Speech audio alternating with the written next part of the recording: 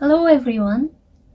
When the mind processes information about sexuality, the body's functions work together to recognize sexuality, remember sexuality, and express sexuality.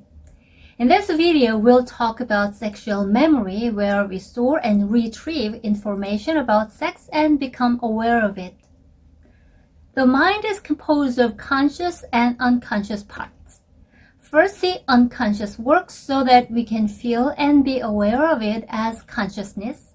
And then the body-mind interaction of perception, memory, and expression is controlled by the unconscious. And then the conscious becomes aware of it and feels it.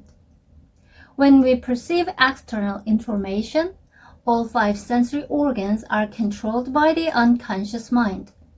The unconscious mind takes it all in before the conscious mind feels it, but it selectively filters and decides what to remember and what to bring to conscious awareness.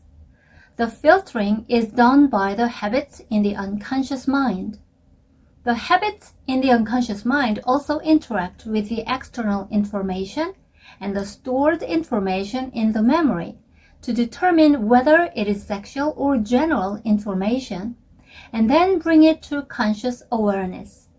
This is why each person perceives the same thing differently, depending on how the habits in the unconscious mind have been formed.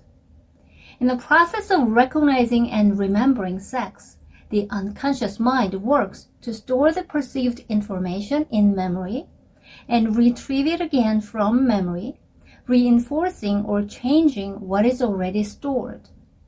As with all psychology, the workings of the habits in the unconscious mind are paramount when it comes to psychology of memory. When it comes to processing and recognizing information about sex, the habituated unconscious forms one's values, perceptions, and ideas about sex. That is, we have unconscious habits that cause us to think about sex in a certain way when we consciously think about it. Strictly speaking, it's not something external that comes in and makes you feel it, but rather, it's the information stored in the memory that is retrieved and recognized, which is triggered by the perceived external information. When something is recognized that does not fit with what is stored in the memory from the past experiences, the unconscious mind tries to understand it and readjust the memory, accommodating the new information. The unconscious habits can be changed by adding knowledge, experiences, thoughts, and external expressions.